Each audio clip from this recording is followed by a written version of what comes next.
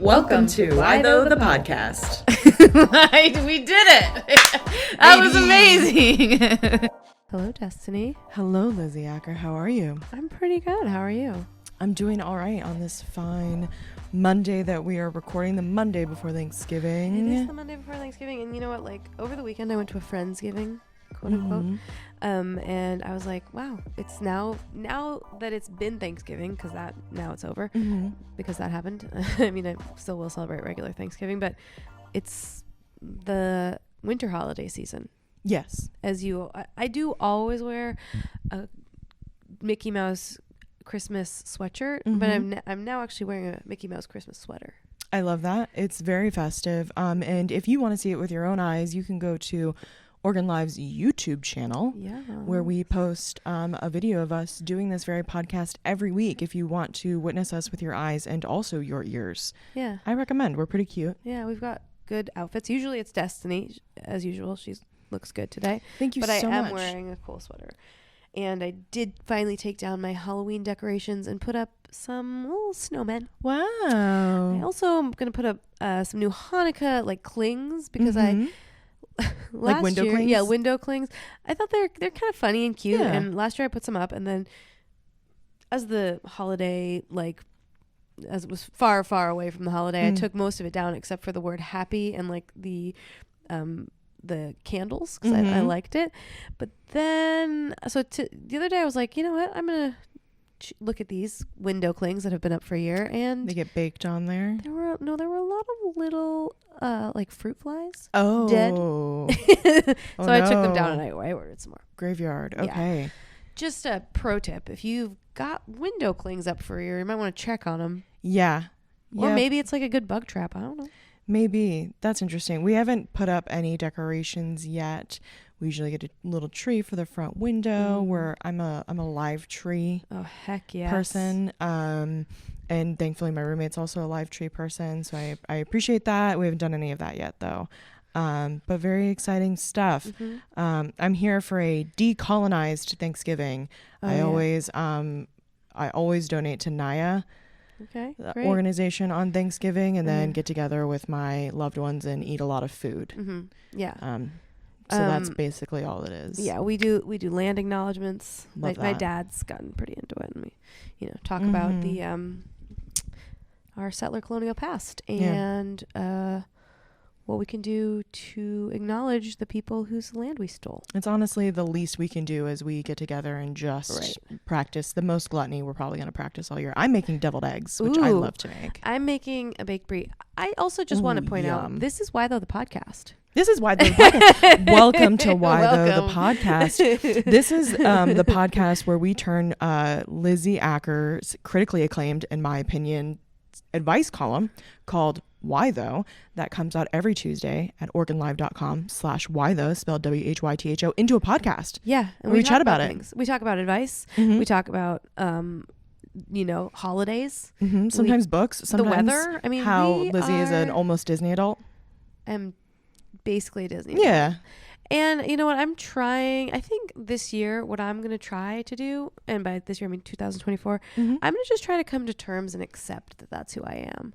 Because I have said, I don't know if I've said this on this podcast, but I say it to other people, if you had told me when I was 30 that something about me when I'm 41 or 40 or, let's be honest, 35 when I first went to Disneyland, is that I will absolutely love Disneyland and want to go there as much as possible. I mean, I'm a girl who used to go to New York a lot. Sure. And now I go to Disneyland a lot.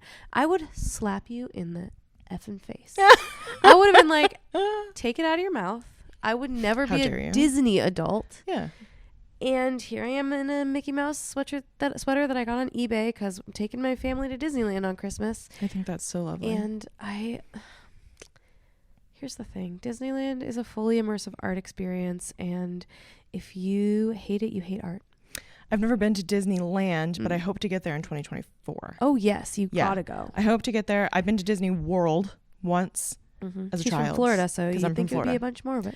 Well, we were a Universal family, so we went to Universal a lot. Okay. I'm really into roller coasters. So if I'm going to an amusement park, I'm typically wanting to go on a roller coaster. Okay. So that's mostly why we didn't do that. But I'm really excited for your family.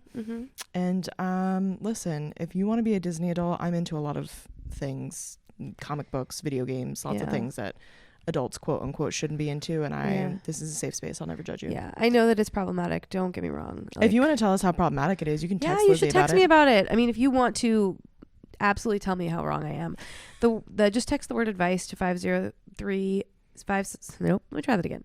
Text the word advice to 503-751-8731 and then click the link and subscribe. And you can text me and I will text you back. Yeah. You can text Lizzy about being a Disney adult or all the other non-adult things you're into, but mostly she'll text you about, the column. Yeah. I text people pretty much every day. Gotta do that today. I haven't done it yet.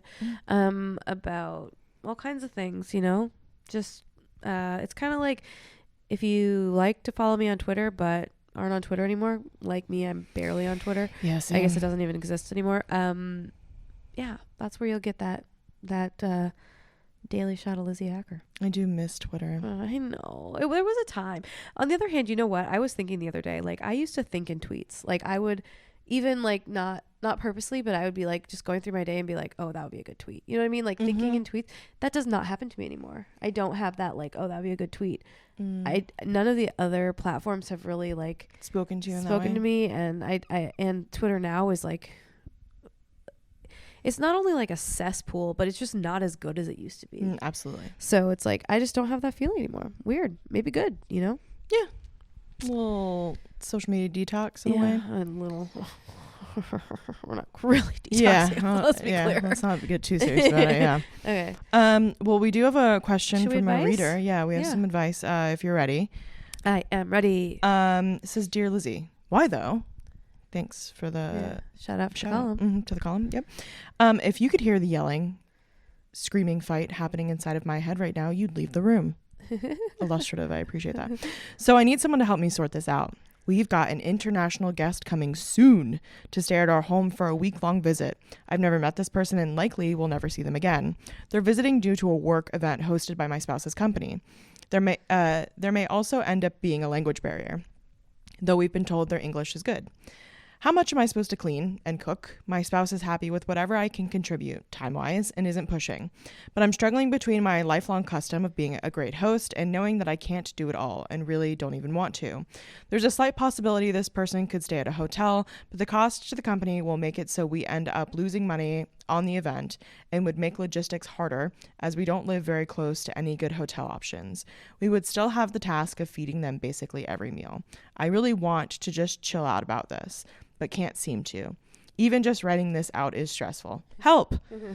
Want to bring over a casserole? They ask at the end. Signed, hesitant host. Oh, I actually like this question because I have traveled internationally before and stayed at people's houses. And I was like, when I was thinking about it, I was like, why is this person so weird? I was like, oh, I get it. Like, they feel like they should be a hotel and they're not sure like what their position is. But I think, because spoiler, I have read this question previously. I sent it to Destiny. Someone emailed it to me last week. So I have been kind of thinking about it a little bit. And, when you go visit another country and stay at someone's house, part of the experience is like being part of the family. So if you're the host, I do think like you need to chill out like a little bit because first of all, this person is coming to stay with you and kind of just hoping to experience like American culture and your home. You don't need to make their bed, like sure, change the sheets at the end of the week. But I mean, like, that's their room. Let them have that space.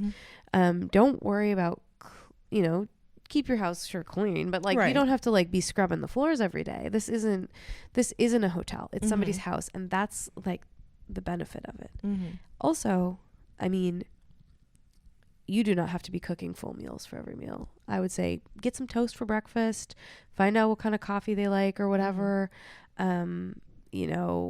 If they're doing events, hopefully there's lunch kind of taken care of. Also, like, going out for cheeseburgers. Yeah. That's like pretty fun when you're when you're staying at somebody's house. I think the main thing, I don't know if you've ever been like in a host family situation. I was an exchange student in high school. So I was in several host families. Mm-hmm. And we had an exchange student, and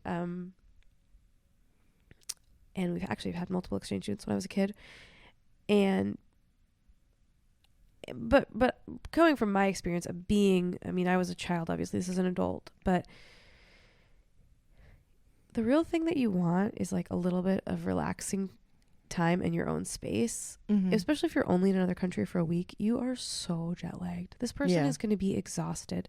They're working and they have just come from a different country. Mm-hmm. I think just like, don't pressure them to do anything. Just, you can make offers like, hey, we're all going to go do this thing. You can come if you want, mm-hmm. or else there's like cereal, or, or you can make yourself a sandwich, have things available so they can like make mm-hmm. their own food or whatever. But do not be offended if they're like, I just actually need to sleep in this room right now, mm-hmm. for like a long time. I think giving someone space, is really the main thing.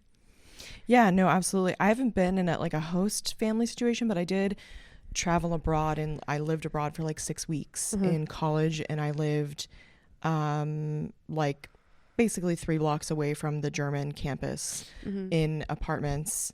I lived alone in an apartment. Oh, cool. So we did everything. We went to all the grocery stores and in this small German town. Mm-hmm. So it was very immersive in that way. Nice.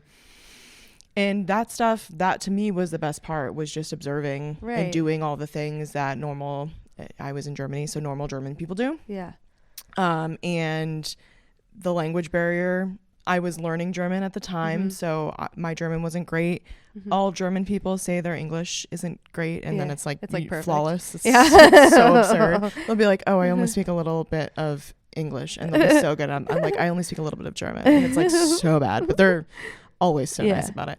I loved my time in Germany, mm-hmm. but it was never an issue mm-hmm. because you just figured out, if you're trying to communicate with somebody, you mm-hmm. figure out how to do it. You know what I mean? So like, if you're really concerned, I understand why you might be concerned about that, because it could make making somebody feel welcome a little more difficult. One more barrier mm-hmm. that you can't control. And mm-hmm. it seems like you're having some anxiety about the things you can and can't control. Been there. Right. Am there all the time. So I understand that. I'm also somebody who freaks out when they have company. Yeah. I mean, like, Mary, let me tell you, I am on the floor, hands and knees, scrubbing the baseboards with a toothbrush. Like, I get a little crazy. So just, I think Lizzy does give advice for a living.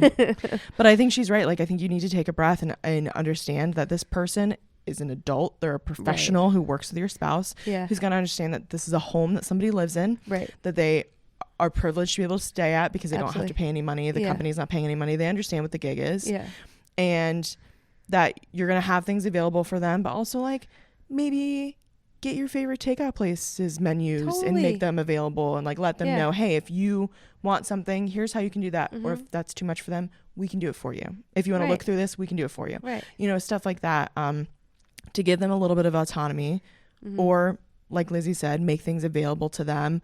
But like, for the most part, I mean, think about when you're traveling for a work conference. Yeah.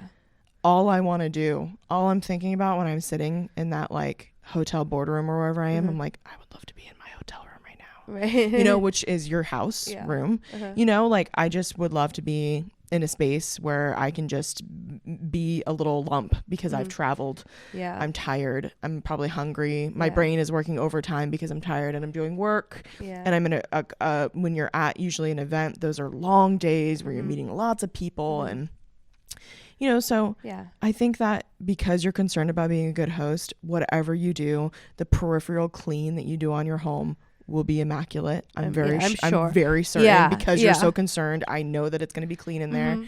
And just make it easy. Just whatever you guys normally do it. Just do it. You know what I mean? Just add one more person into the mix. And, I don't really think it's going to be, I don't think you need to bend over backwards. You know what I mean? Yeah, I think it's better if you don't. I mean, I think it's more welcoming if you're you know, pretty honestly who you are. And yeah, giving people space is like offering, like, is like, work and watch TV or whatever, but also feel totally fine going and just hanging out in your room. Yeah, I think like keeping your expectations reasonable of what that person can physically handle is really important. And also of yourself, just like cut yourself some slack. It's awesome that you're hosting someone from another country, and it's a hard thing to do. I'm trying to think. I haven't done it really as an adult. I guess I stayed at the house of people I didn't know in France when I was in college for a couple days only. But in high school, I lived with people I didn't know for 8 months.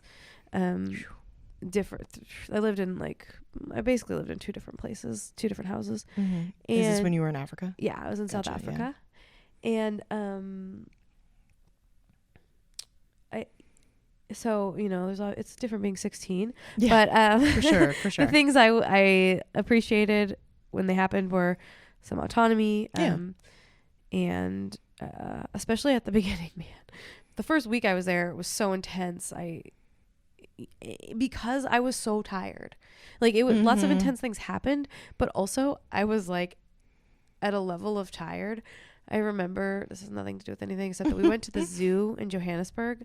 It was like they were taking us on all these activities to try to keep us awake and they had horses at the zoo, I think, but I could have been in a fugue state. Sure. Like, I'm still not sure if I hallucinated the horses at the zoo or they really were horses at the zoo, because it was Africa and you can go on a safari and see giraffes and lions and elephants, but horses are I mean, like, there are wild horses in Florida, but there might not be just wild. There are wild horses like in Johannesburg. I don't know about that. That's wild though. Like, you can have ponies at a petting zoo or something, but horses, this is different. It was like seeing a cow at the zoo. You know what I mean? It's like a horse is a working animal. That's funny. Anyway, I think, you know, you could even ask this person, hey, I know that you're going to be busy working all week, but is there anything that you want to eat, anything you'd like to do while you're in the area, and we'll make time to do that? You know what I mean? Like, just, you know, this person is a working professional. They're here working their 40 hours. You know, as a working professional, you don't have a ton of extra time on your hands.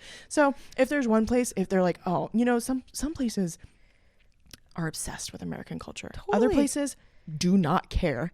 So I don't know where this person's coming from, but they could be like, I would love to have a cheeseburger. You know what I mean? And other places take might me be to like, a mall. Literally, and other people might be like, no, it's fine. You know, like, so you may be putting this undue pressure on yourself for somebody who's just looking for a crash pad and like knows how to order out. You know, and like is familiar with all of these things. And maybe if I'm thinking about somebody who's maybe coming from like a Scandinavian country, probably less of a little bit of a culture shock, probably less obsessed with America than maybe somebody from like but you never know. Than like an Eastern Asian country where things are just a lot different. The culture is just a lot different. So it, you know, there may be more of an interest in doing things culturally. So, you know, just feel it out. Portland is an amazing place. There's so many cool things to do. I don't know if you're local. I'm assuming you might be, but we have a podcast. You could be from anywhere.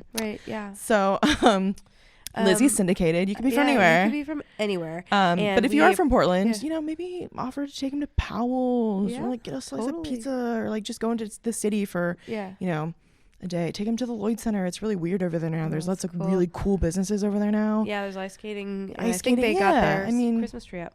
You'll be fine. You'll be okay. But you know, I would love to bring you a casserole though. And, you know, it'd be nice. I think I have been on both sides of the exchange thing lots of times, especially when I was younger, because we had exchange students. As I said, I was an exchange student. There's sometimes it doesn't work out. You know what I mean? Like the personalities don't mesh, and it's bad. And it's only a week. It's only a week. It's only a week, and it'll be over soon enough. And if it works out and you guys stay friends, you can go visit them. There you go. Yeah. Oh my gosh. You'll be great. Don't worry. I know it's really stressful to have company over, but like, just take a deep breath. They're going to remember that you offered to take them to a place they wanted to go, like Burgerville or something. then they're not going to be like, wow, there was dust in that one corner. They didn't get that one cobweb up from really up high. Like they don't care. They do not care. Never once, even me, somebody who is crazy about cleaning. I've never walked into somebody else's house and been like, wow, they didn't dust their bookshelf. I've never thought that. Never. So you'll be okay. Yay. Okay, you'll be okay. Okay. Good advice. We did it. You have a lot of worldly experience from having traveled like that when you were a kid. I really do. I think it's really cool. I like my parents, you know, they may not have taken me to Disneyland. But they were very like, we moved a lot, and they were very like pro traveling. My mom actually went to nurse midwifery school in Scotland. Wow. My dad, his dad did a sabbatical in London. My dad lived in London. My dad lived as a kid. So actually, cool. my mom lived in Germany when she was like 4. She Do you know spoke where? German. I don't remember where, but it was like Just after curious. World War II. My grandpa was an optometrist for the military. Wow. And so they were like part of the reconstruction of Germany or whatever. Wow. So she learned German as a little kid. So they were always so supportive of the idea of traveling. I got to go to Italy in 8th and 7th grade on a school trip, which was like amazing. And then they always encouraged me to be exchange. Oh my gosh, my nose is stuffed up. I'm sorry. She's a child, so she's sick a lot. And she's getting I'm better, actually like though. not sick, but yeah.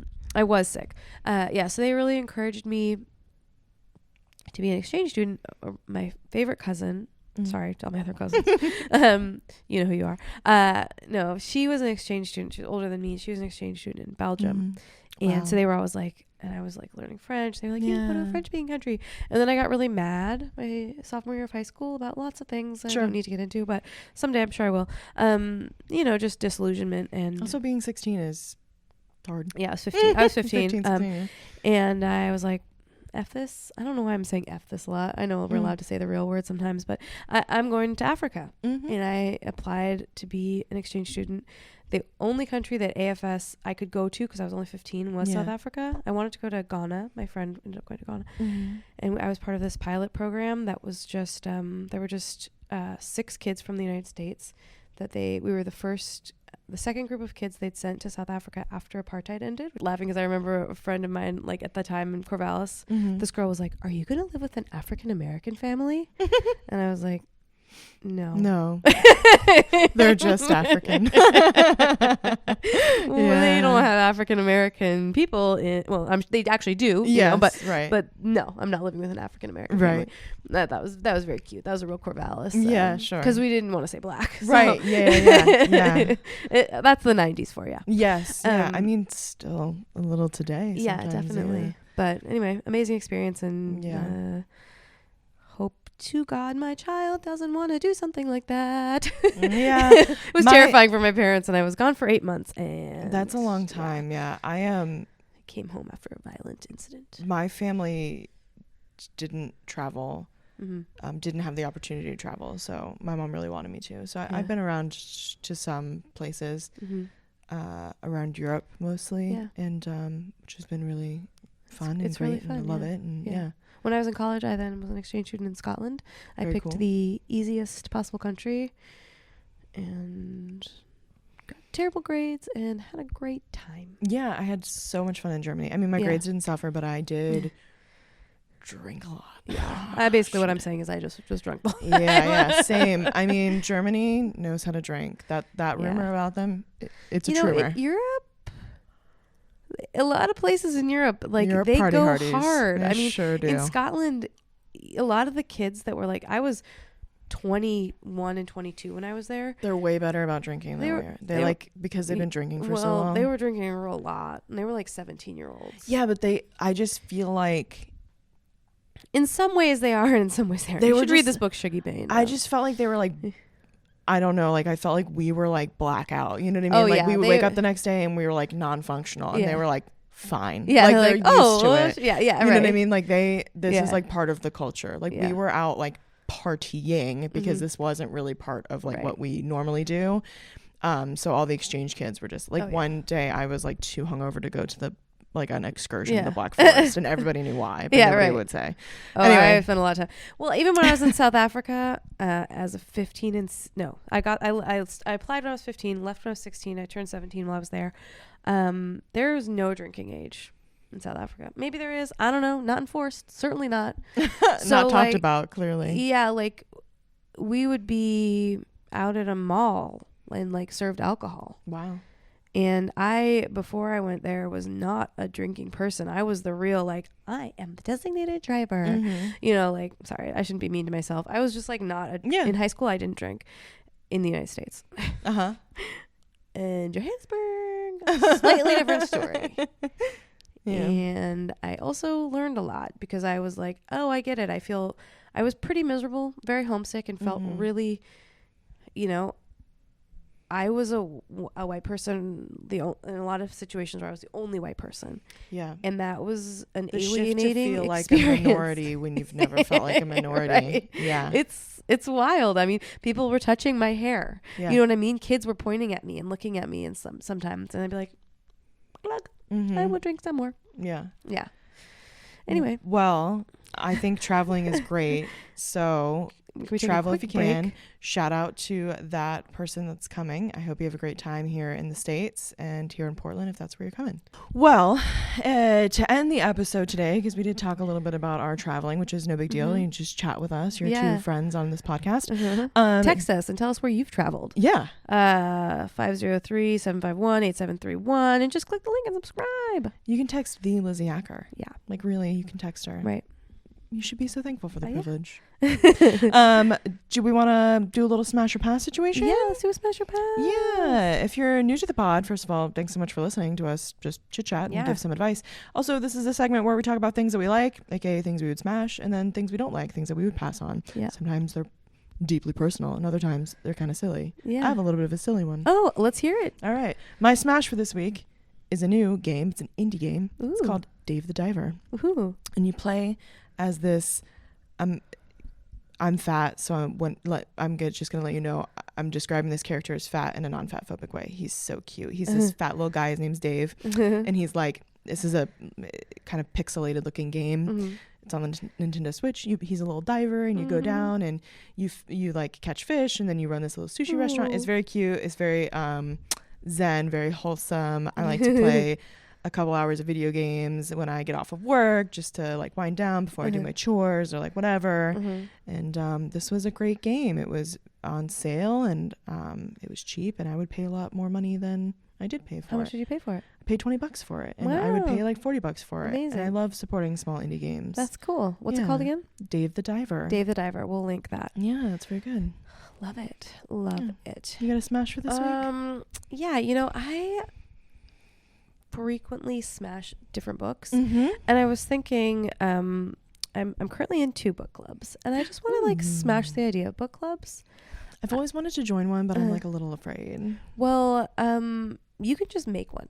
That's true. There's literally no rules when it comes to book clubs. One that I'm in is kind of an established book club that I joined. I am a very bad member of that book club. I was sick this last meeting. My daughter was sick the meeting before, but I do always read the books. And I think it's really fun to have like to be reading with other people, and even if you don't like love the book, or even if you don't go to the meeting or whatever, like it's just such a, I don't know, a positive way to connect with people. And also, you know, sometimes people are like, oh, what's an English degree even worth? And I'm like, you know what? I'm in 2 book clubs. My English degree is getting a lot of mileage these days. Like, I read for pleasure and I read for work. Reading is so important. And I don't know, start a book club. You can just read all the books on Oprah's list, you know, like, and if you need any, you know, if you have any book questions or like you want me to recommend you a book, all you have to do is text the word advice, or even a different word. Actually, I've been told you can text literally any word. You can text the word book to 503-751-8731 and then click the link and subscribe, and I will recommend you personally a book. We do have lots of thoughts about books. It's very true. We do. And I think we have different likes in books, so we could, you know, if you have some real questions about books, we have the answers. Can cover the. We are girls with glasses. So, which means we read. Oh my gosh. Okay, I'm gonna piggyback on that. I read an article in the New York Times this week. My favorite Lucy Maud Montgomery book is turning 100, and it was all about Emily of New Moon and the Emily of New Moon books, which are You've mentioned them they're before, not as popular as Anne of Green Gables. Yeah. She's a darker character. Apparently Lucy Maud Montgomery felt more connected to this character. These books rocked my world as a child. I remember head under the covers, light on, sobbing, reading the first one as a 11 or 12-year-old, Mm-hmm. Anyway, so if you want to start somewhere, Emily of New Moon. Wow. I found my copy and I'm like, I gotta start reading it again. That's so great. Is that something you're gonna share with Nona, you think? Yeah, when she's older. Yeah, absolutely. I mean, it starts with her dad dying. I mean, no, it's just a absolutely. I love that. Yeah, that's very sweet. Okay, do you have a pass? Oh, just so many, but I think I think my my official pass for this week, it's getting deeply personal. Are you ready? Yeah. It's gonna be heartburn. Oof. And I know, listen, I'm 31. I have had such severe heartburn since I was probably 16. And who knows? Do Tums help? No. Okay. Pepsid Complete is the only thing. Not sponsored. Not sponsored. But listen, Pepsid, if you're looking for a spokesperson, I will sing your praises to hear to Timbuktu and back. Yeah, literally, my diet can only be explained as bleak because of the diabetes. So I have 1 single egg and egg whites. I turn it into a little sandwich on a little bagel thin every morning.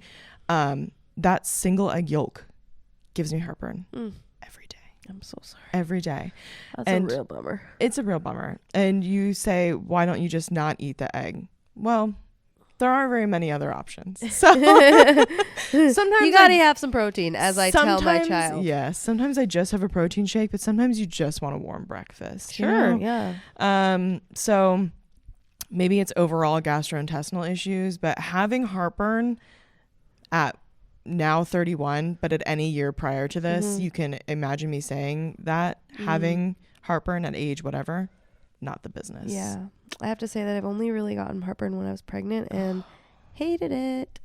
Horrible. It's horrible. Sometimes it leaves my esophagus raw. It's gross. It's sorry. so bad. I'm very sorry. So 0 out of 10. If anybody can relate, you know how to get a hold of Lizzy, and you can also tell her. You can also text me, and there's lots of ways to get a hold of us. You can email us and stuff, but yeah. Let's see. What am I going to pass on today? It's just a horrible case over the weekend. It's all I could think about. I'm so sorry. Thank you so much. If we're doing physical ailments, I will pass on headaches because I had a headache all last week, and I was like, I am dying. I guess I should go to the doctor to get an MRI because I probably have brain cancer. And then I got sick, and this actually happens to me all the time. Yeah. I get headaches at the drop of a hat. I've been to the doctor.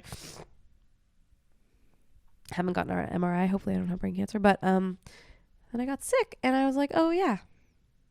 That's why I always have a headache before I go sick. Yeah. So maybe I'll pass on forgetting to be aware of my own body, and I think women in particular, I'll walk that back. I think people with uteruses in particular are really good at ignoring the signs that their bodies are giving them because monthly it gives us many signs that we just kind of have to ignore and keep going about our business. So I think people with uteruses are just really good at ignoring pain and stuff like this, and putting it in the background app sort of, you're aware of it, but it's not right there.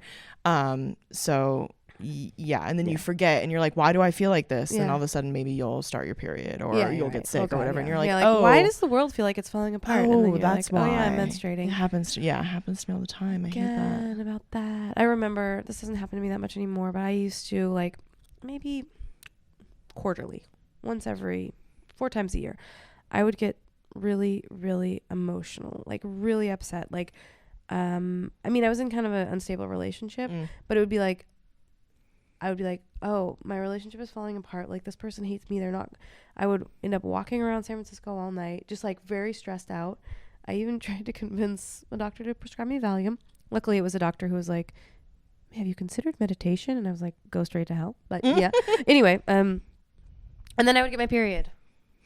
Yeah. It was I think it was a mixture. I think that we don't necessarily acknowledge the power of our premenstrual state, which might be a little bit heightened. Like maybe it's this moment when you're like, you should really be listening to what your mind and body is saying to I you. have this thing called PMDD, premenstrual dysphoric disorder. Yeah. So for about a week before I start my period, I'm just ready to jump off any high building. Yeah. And then for the week that I have my period, I feel like Superman. You're like, cool, I'm cool. Yeah. I feel invincible. Yeah. So I take some medication to just keep all that a little regular. Yeah. But yeah, it can be wild. Yeah.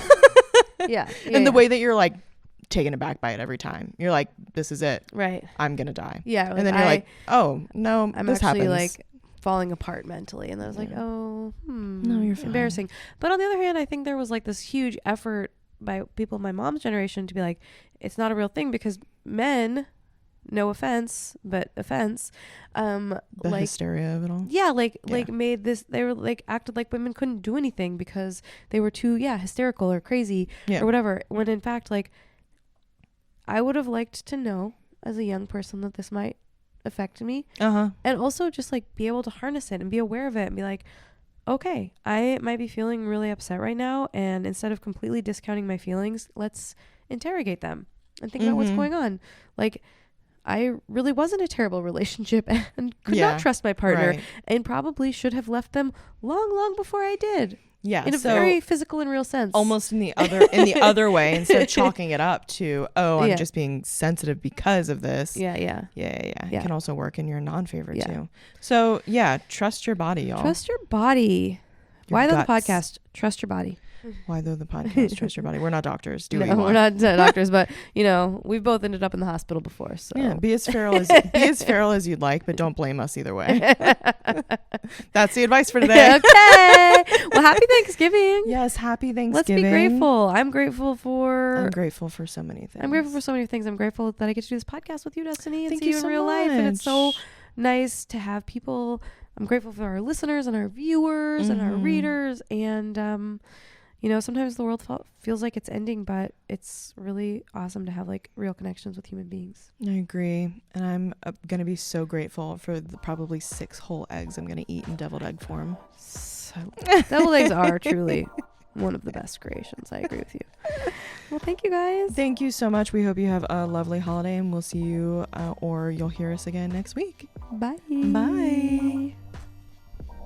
Listening to Why Though the Podcast. Subscribe for weekly episodes wherever you listen to podcasts, and don't forget to leave us a 5-star review. If you're looking for more Why Though, check out my column that comes out every Tuesday on OregonLive.com. You can support our local journalism by going to OregonLive.com/pod support.